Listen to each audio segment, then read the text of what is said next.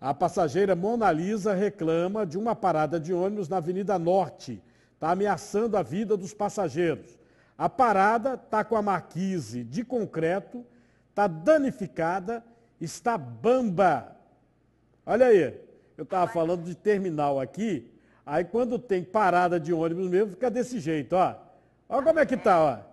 Só colocou esse aviso aqui.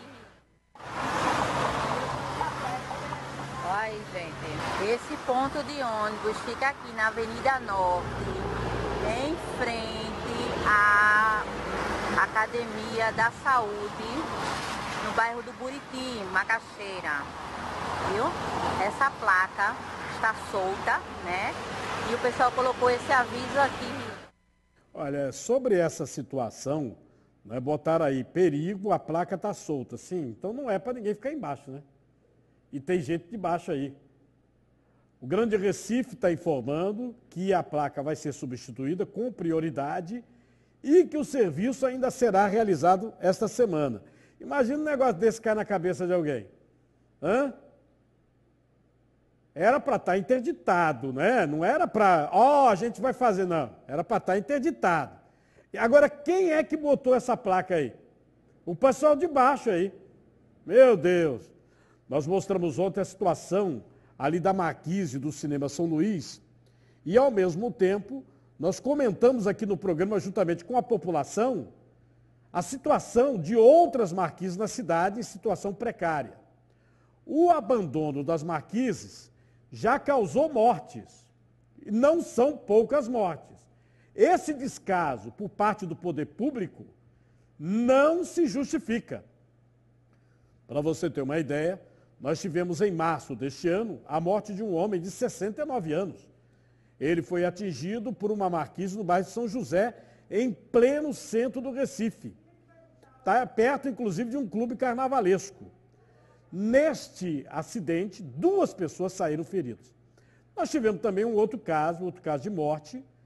Esse outro foi na Rua da Aurora, fevereiro do ano passado. Uma cuidadora de idosos, uma senhora de 60 anos, estava passando na Rua da Aurora, tranquila, quando um pedaço lá da fachada do edifício São Cristóvão caiu. Caiu na cabeça dela. Essa senhora morreu na hora. Morreu na hora. No mês de fevereiro deste ano, uma outra marquise desabou, atingindo um motociclista ali na Avenida Norte, no bairro de Santo Amaro. O jovem de 22 anos, ele sofreu uma fratura exposta na perna, ferimentos no braço. Inclusive, esse rapaz perdeu a perna. Esse rapaz perdeu a perna. Você vê como é que essa situação é séria, como essa situação é grave. Tá? Nós tivemos também um caso no Pina. No Pina, a marquise deixou um homem ferido em março do ano passado. No Pina também. Você vê, são várias as situações que aconteceram e que, se você falar assim, tudo isso refere-se à perícia criminal, né, responsabilidade criminal e civil. Se você me perguntar neste momento qual é o inquérito que foi concluído, eu digo para você, nenhum. Sem medo de errar. Nenhum inquérito concluído.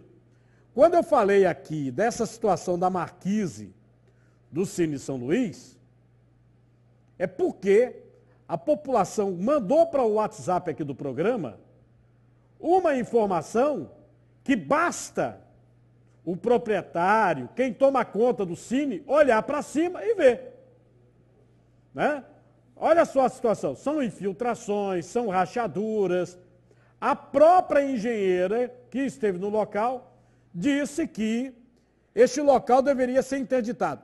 E a prefeitura ontem mesmo mandou nota dizendo que estava interditando a área onde essa situação estava acontecendo.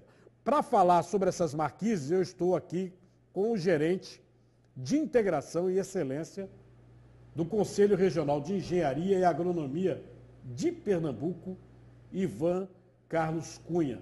Ivan, boa tarde, viu? Boa tarde, Cardinô. Prazer estar no seu programa. Ivan, é impressionante essa situação. Aí o que nós mostramos, a quantidade de gente que perdeu a vida por conta de marquises despencando, né? Como é que o Conselho Regional de Engenharia vê essa situação aqui no Recife, principalmente? Bom, primeiro é importante que os usuários das edificações entendam que as edificações não são eternas. Elas precisam de manutenção, elas precisam de um acompanhamento técnico dos serviços que são utilizados dentro de uma edificação. Então, o que a gente costuma orientar para a população é que façam as manutenções que são devidas. Agora, em relação à questão da manutenção de uma forma geral, eu costumo dizer que existem 3 grupos de responsáveis. Primeiro é o próprio construtor. Quem constrói tem responsabilidade pela edificação. Inclusive, existe um conjunto de normas atuais que apontam mais responsabilidades para os construtores.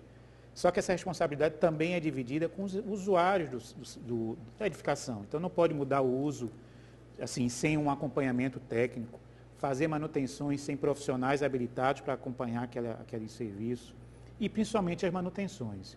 É importante colocar também que existem normas que tratam da questão dos serviços de manutenção que precisam ser respeitadas.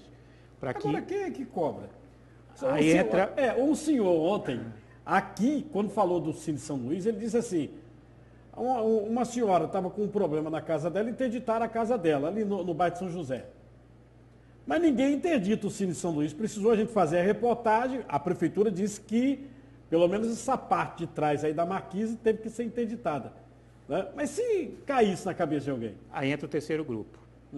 Cabe às prefeituras, inclusive temos uma lei estadual, a Lei 13.032 de 2006, que estabelece uma periodicidade das manutenções, né, e até das avaliações que precisam ser feitas, né, que são as vistorias, antes do problema ocorrer. Então, existe uma lei estadual que estabelece uma periodicidade, ou seja, edificações com menos de 20 anos, elas precisam ser vistoriadas e feitas manutenções a cada 3 anos. E com mais de 20 anos, né, aliás, com mais de 20 anos a cada 3 anos, com menos de 20 anos a cada 5.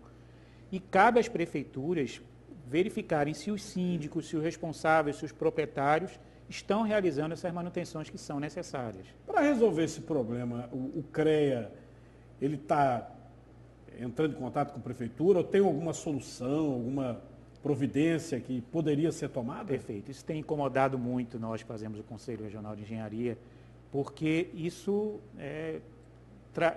atenta contra a segurança da população. Então, nós estamos, inclusive no mês de junho, nós teremos 2 situações que vão ser muito úteis.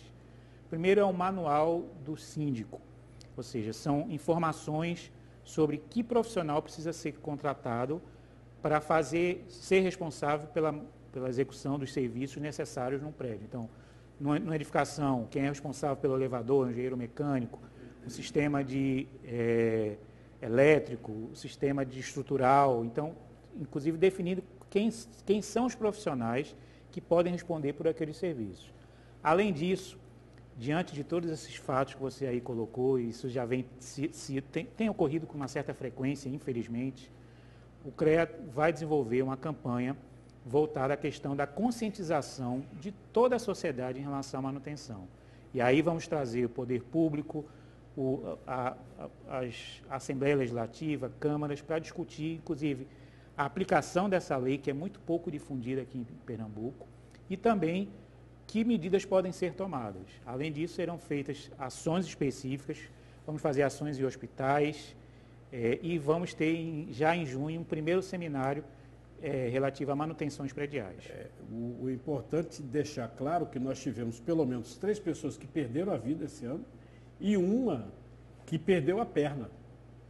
Marquise, todas as situações de marquise caindo nas pessoas. E nenhum desses inquéritos na área policial terminou com responsabilização. Né? Cabe agora entrar com ação civil, né? Exato.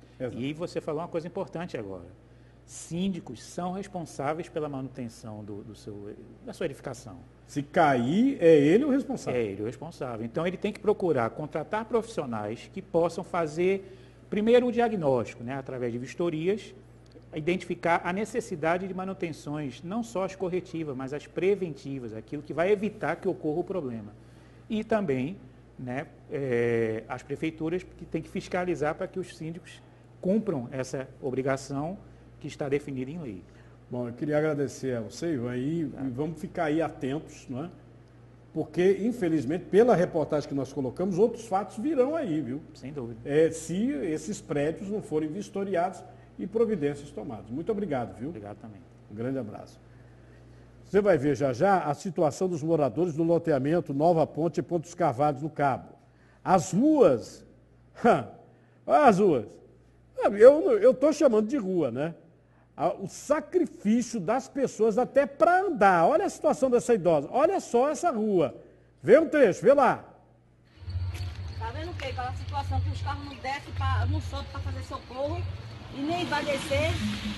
E as ladeiras que tem carro, meu irmão não pôde me fazer um socorro porque a do carro, a da ladeira desculhambada, não deu para fazer um socorro para mim. Eu tô voltando aqui. Brincadeira, viu? Pela fé.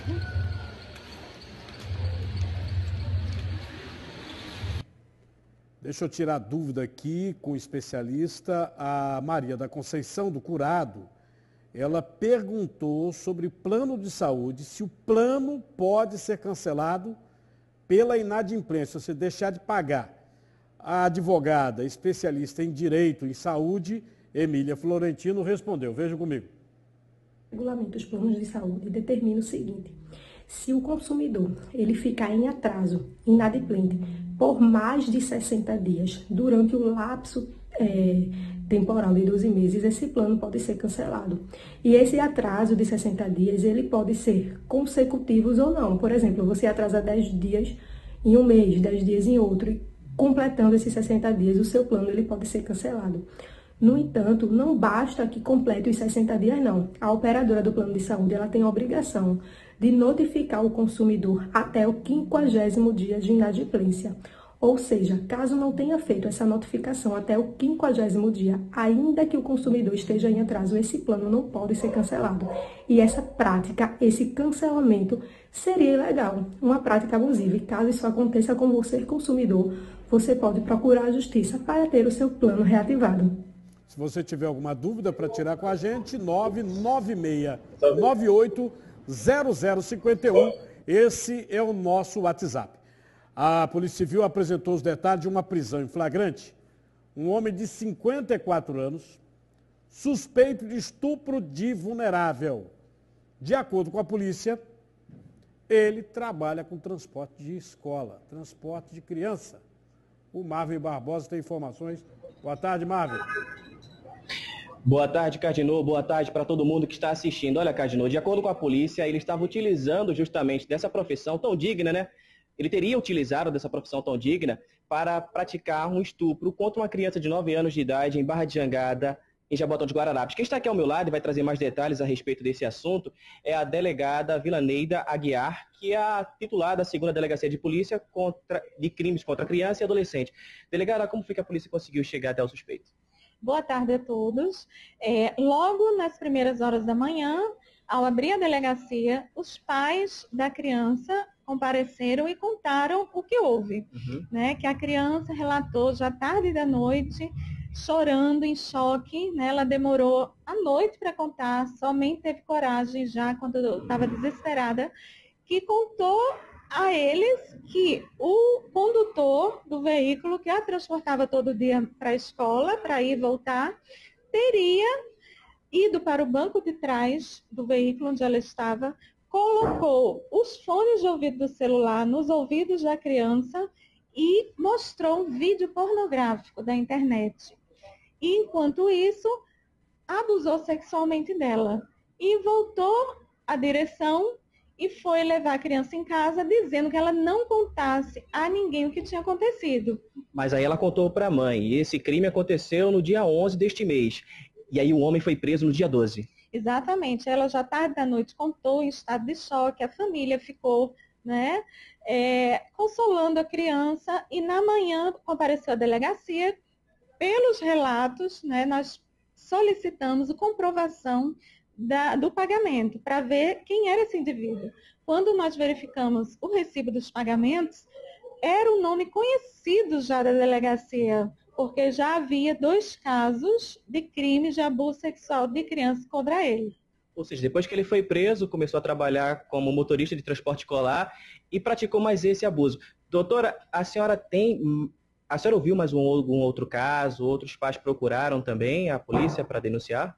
Bom, nós estamos no prazo de 10 dias após o flagrante para concluir a investigação. Dentro do veículo nós encontramos fichas de alunos, estamos intimando todas essas famílias para serem ouvidas, né, sobre algum relato. Inclusive no carro nós encontramos abraçadeiras, que não sabemos o motivo dessas abraçadeiras, você sabe que usa muitas vezes para prender alguém, e uma faca também encontramos dentro do veículo. Encontramos um desenho de uma criança que ele diz não saber quem é, que no desenho tem o nome. Então, nós estamos convocando todas essas crianças a comparecer. Muito obrigado por falar com a nossa equipe, viu? Cardinô, volto com você. Ok. Olha, eu espero que a polícia divulgue oficialmente, com ordem, é claro, judicial, que hoje é necessário, a imagem desse sujeito. Porque é o seguinte, ele tinha 2 casos já sendo investigados lá na DPCA, 2 casos, e agora foi o flagrante. Foi flagrante, né? Agora, como é que um pedófilo arruma um emprego de motorista de transporte escolar, me diz? Dentista vítima da Covid idealiza um programa voluntário para pessoas que não têm condições de pagar profissionais de saúde para fazer a reabilitação. A Raquel, antes da Covid, assídua no CrossFit, modalidade de alta intensidade que exige muito do corpo. Aos 38 anos, veio um desafio ainda maior. Ela enfrentou dias de internação por causa da Covid. Eu estive numa situação que o médico chegou e falou para o meu marido: acredita em Deus? Então reza, porque a gente não tem muito o que fazer. Eu fui entubada 2 vezes, eu tive trombose no braço e na perna, eu perdi 25 quilos de massa magra e eu saí do hospital, eu acordei de fato sem movimento nenhum do pescoço para baixo. A recuperação de Raquel exigiu esforço e investimento financeiro. Eu preciso fazer algo para aqueles que não estão tendo aquilo que eu tenho. Essa constatação, a de que muita gente não tem recursos para se recuperar das sequelas causadas pela Covid, deu origem a um projeto que conecta profissionais de saúde e pacientes. Um acolhimento humanizado, sem custos e que ajuda as vítimas da doença a se reerguerem. A Marli é uma das beneficiadas com o projeto idealizado pela Raquel. Ela faz fisioterapia em casa em atendimento remoto. As atividades são físicas e respiratórias. O Gabriel é o fisioterapeuta voluntário que cuida da Marli. Ele integra o projeto ao lado de outros profissionais como psicólogos, nutricionistas, fonoaudiólogos, médicos. É muito gratificante para a gente, profissional da saúde, que está envolvido nisso, né? Perceber ali a evolução no paciente, saber que o paciente está conseguindo se reinserir na atividade laboral dele, né? Um exemplo é a Marli. A Marli, ela estava muito mal no começo e a gente teve uma evolução muito rápida com ela. Ela conta que ficou entubada por 12 dias e que o apoio do projeto na recuperação tem feito toda a diferença. Depois que eu comecei a fazer a fisioterapia, eu comecei até a trabalhar. Voltei agora em fevereiro, aos poucos também, né? Porque ainda estou me cansando muito, mas no mais está me ajudando demais a conta. Até semana que vem, viu? Tchau, tchau. Olha, veja só, essa questão de sequela de Covid, hoje os médicos já conhecem e algumas pessoas têm problemas tão sérios como essa moça, porque logo no início da reportagem, se botar no início aí, só a imagem, por favor, não precisa botar o áudio não. Essa é ela. Olha ela antes. Uma pessoa que praticava crossfit e agora não consegue nem caminhar. Para você ver que não é brincadeira. Sequela de Covid não é brincadeira. E daqui a pouco eu vou falar sobre hipertensão arterial e vou abordar também o problema que os médicos estão detectando da Covid, que é o aumento de problemas cardíacos. Por conta também da Covid-19, que é outra sequela, tá? Exercício físico, todo mundo sabe, sedentarismo é perigoso e a longo prazo, para a sua saúde, é problema. Fazer exercícios e com acompanhamento, viu? Muitas doenças podem ser combatidas, vejam. Nilman foi diagnosticado com pré-diabetes. Por recomendação médica, procurou uma academia e, desde então, seu condicionamento físico só melhorou. Em 4 meses de academia e mudanças nos hábitos alimentares, as taxas melhoraram, trazendo mais qualidade de vida. O peso normalizou, eu estava com um peso muito baixo, o peso está se normalizando perto do que foi esperado. A minha hemoglobina glicada baixou, ou seja, está entrando em valores mais normalizados, e a medicação está sendo baixada também. Eu estou baixando as doses de medicação. Ele é acompanhado de perto por um profissional, assim como Bruno, que com apenas 15 anos estava acima do peso e com problemas de saúde. E com a ajuda de um nutricionista, a alimentação mudou, o peso baixou e a autoestima melhorou. Eu cansava muito, eu não conseguia fazer. Se eu fosse daqui para ali, eu já estava querendo, como se fosse falta de ar mesmo, entendeu? Eu também ganhei músculo. O personal trainer diz que o movimento nas academias aumentou depois da pandemia, mas o profissional faz um alerta: malhar por conta própria é uma decisão arriscada e os danos podem ser irreversíveis. Desde lesões articulares, como a pessoa vai reagir com aquela introdução do exercício, isso tem que ser avaliado e orientado pelo profissional. No caso de hipertenso, controle da pressão arterial. Alguns exercícios podem promover picos e pode vir a prejudicar o aluno durante a prática.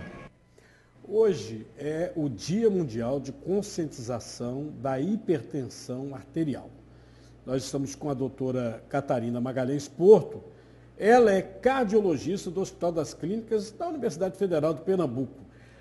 Doutora, boa tarde para a senhora. Boa tarde, Cardinô. Olha, a gente observa aí que já na academia as pessoas dão o tom, né? Eu estava com problema de pressão, emagreci e não tenho mais. É verdade isso? Realmente emagreceu e às vezes consegue controlar já a pressão? É verdade, Cardinô. Assim, estou muito grata de estar aqui, um programa de uma grande abrangência, né, de poder ser útil para a população. Então realmente, é uma verdade? É uma verdade. A hipertensão é uma doença multifatorial e o sobrepeso, a obesidade, o sedentarismo é um dos fatores de risco. E você controlar esses fatores realmente vai agregar valores e baixar os níveis pressóricos. Aquela situação que antigamente se falava muito, né? O que se deve evitar. Por exemplo, se você comer sal, você vai aumentar a pressão. Aumentou a pressão, toma água de chuchu. Isso é mito, é verdade, doutor? Em relação ao sal, a dieta, a ingesta de sódio realmente aumenta a pressão arterial. É recomendado no máximo até 5 gramas de sal por dia. E tem alguns trabalhos mostrando que o chuchu, alguns trabalhos até da universidade, né, que o suco do chuchu, a água do chuchu, tem alguns efeitos benéficos em reduzir os níveis pressóricos também. E eu que pensava que o chuchu não tinha gosto para nada, né? Quer dizer que tem já algumas... Alguns trabalhos mostram, e também tem não só o chuchu, como outros antioxidantes, outras substâncias, né, que também têm um efeito anti-inflamatório e reduzem os níveis pressóricos também. A pessoa chegou no seu consultório, aí foi tirar a pressão, está lá nas alturas. O que a senhora aconselha assim de imediato para essa pessoa? Tem que tomar remédio? Não, inicialmente, Cardinô, não é tomar remédio, é mudar o estilo de vida. A mudança do estilo de vida assim, é fundamental, é muito importante. Você reduzir aqueles fatores adicionais de risco da hipertensão, como o peso, o excesso de peso, sobrepeso, obesidade, controlar o diabetes, evitar o sedentarismo, como bem falou aí na programação, né? Evitar o sedentarismo, praticar exercícios físicos, aeróbicos, tipo caminhar, ciclismo, dançar, nadar, pelo menos 3 a 5 vezes na semana. Também a musculação, em torno de 3 vezes por semana, também é recomendável. Melhorar a dieta, a alimentação. Os hábitos alimentares são muito importantes. Evitar as frituras, as gorduras, carnes vermelhas, carnes processadas, óleo de cozinha, as margarinas. Procurar usar mais o azeite de oliva, usar mais os peixes, os cereais integrais, como a aveia, como a linhaça, como o gergelim, como chia, tem amaranto, tem muitos cereais, o arroz integral, os feijões, as lentilhas, o grão de bico, uma alimentação mais natural possível, com muitas frutas, verduras e também introduzir na alimentação substâncias antioxidantes, alimentos antioxidantes, como as frutas vermelhas, tipo amora, tipo morango, tá certo? Morango. As uvas vermelhas, elas têm os efeitos benéficos. Introduzir a cúrcuma, que é o açafrão da terra também, A pimenta do reino, a piperina, também tem um efeito antioxidante. Assim como... Dizem até que tem que unir com o açafrão, né? Exatamente, porque a pimenta do reino, a piperina, aumenta em 10 vezes a absorção do açafrão, da cúrcuma. Ela aumenta aquela amarelinha. A biodisponibilidade. A amarelinha. O açafrão da terra, ela aumenta a biodisponibilidade da cúrcuma. Ingerir também a quercetina, que está presente na cebola, principalmente a roxa, no brócolis. Ingestão de alicina, que é o alho, também é um poderoso antioxidante. O gengibre, a canela em pó. Todos esses alimentos vão ajudar. As frutas ricas em vitamina C, né, como a laranja, a acerola, estão presentes aqui no nosso Nordeste, né, como o caju também. A vitamina C também é um antioxidante. Essa ingestão, essa melhora do estilo de vida, assim como diminuir o estresse, também é muito importante. Praticar meditação, praticar tai chi chuan, yoga, a questão da espiritualidade, que é muito importante. A espiritualidade, não só a religiosidade, mas você fazer as pessoas fazerem orações, praticar o hábito do perdão, também diminui o estresse. Muitos estudos americanos mostram que o fato de perdoar baixa os níveis de pressão arterial. Quando a pessoa está com um problema na cabeça, acho que a pressão sobe mesmo, não tem jeito, né? Exatamente, o estresse emocional Agora, é um dos fatores terríveis. Diante desse quadro, né, quando é que a pessoa tem que ir para o remédio mesmo, doutora? Olha, quando você tenta mudar o estilo de vida, melhorar os hábitos alimentares, o paciente fazer os exercícios físicos, quando ele faz todo esse conjunto, que normalmente a gente obtém benefícios, e o paciente persiste com níveis, o que seja, hipertensão arterial sistêmica, a pressão sistólica maior ou igual a 140 e a diastólica maior ou igual a 90 milímetros de mercúrio. Se o paciente persiste com isso, realmente a gente tem que lançar a mão de medicamentos para o controle. Essa situação que o FDA lá nos Estados Unidos recomendou até para o médico receitar para a prevenção de infarto, que é o magnésio. Parece que a Anvisa está estudando também aqui. O magnésio já é bastante estudado na Europa, nos Estados Unidos, né? Eu, como fiz também todo o curso de medicina ortomolecular, a gente utiliza muito magnésio na prevenção de doenças cardiovasculares. Ele é excelente para a arritmia, ele estabiliza as membranas. Aí é muito bom para pacientes que têm fibrilação atrial, que têm extracistos ventriculares. O magnésio é muito importante e também para a hipertensão, para as doenças neurológicas. Tanto é que uma paciente chega com eclâmpsia na maternidade. Ela chega convulsionando. O que a gente faz é sulfato de magnésio na veia.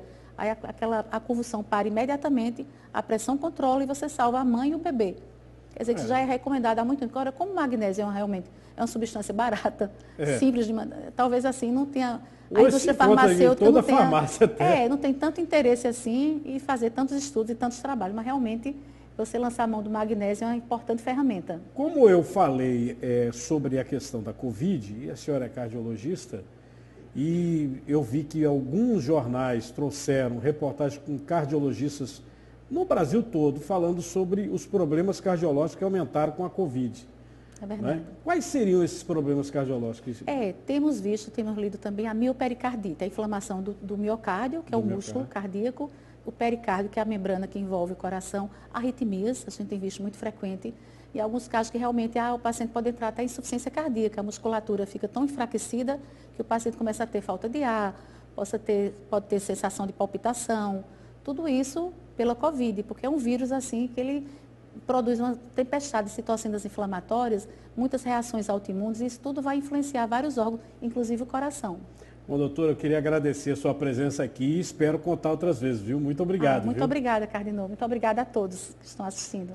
Boa tarde. Boa tarde. Até a merenda aqui, né? Eu, com a doutora cardiologista aqui, já vou falar de uma comida que é meio engordativa, mas é a hora da merendinha, né? A Catarina de Abreu Lima mandou esse bolinho de chuva e é fácil de fazer. Vem comigo.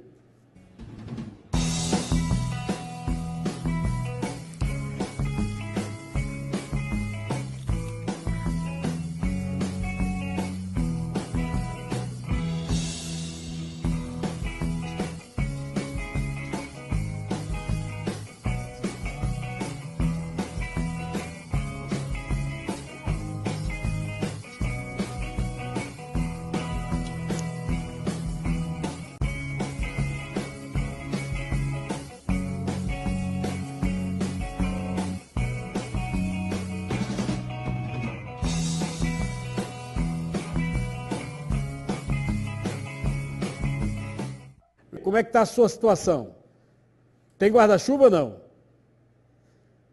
Vai se preparar. Casaco? No Recife? É porque a previsão do tempo pode mudar nos próximos dias aqui em Pernambuco, como está mudando no Brasil todo, por causa de uma frente fria aí, uma forte massa de ar polar. Inclusive no sul do país já tem até situação de vento de 100 quilômetros. Eu estou com o Fabiano Prestelo, ele é meteorologista da Agência Pernambucana de Águas e Clima, APAC. Fabiano, boa tarde. Boa tarde, Cardinô. Boa tarde, pessoal de casa. Pode preparar o guarda-chuva mesmo, Fabiano? Sim, é bom ficar preparado, né? O casaco também. O fenômeno que vai provocar essa onda de frio, na verdade, aqui, é um ciclone. Ele está em formação já em alguns dias. Associado a esse ciclone tem uma frente fria, mas que está provocando chuva e temperaturas baixas mais lá na região sul, principalmente no Rio Grande do Sul. Daqui a alguns dias, esse sistema ele vai se deslocar um pouco, pode chegar até ali o sul da Bahia, mas de fato aqui em Pernambuco ele não chega tão forte. Chega aqui o que a gente chama de resquícios de frente, que pode influenciar o tempo meteorológico da seguinte forma: aumentando a nebulosidade, a gente vai perceber aí os dias mais nublados, vai ter também um aumento de chuva e as temperaturas devem cair também um pouquinho, não tanto quanto lá no sul e sudeste. Tá? A previsão... No caso aqui, eu ia justamente falar sobre essa questão da previsão, né? O que seria a temperatura cair aqui? Qual seria a mínima prevista? Região metropolitana, regiões que são mais frias, feito Gravatá, Garanhuns, e como é que ficaria essa situação? Na região do Sertão, por exemplo, a parte oeste do estado, a gente está tendo as temperaturas máximas que podem chegar até 34 graus, 35 graus. Então a expectativa é que lá caia cerca de 6 graus as temperaturas máximas. Então pode chegar até aí os 28 graus mais ou menos no sertão.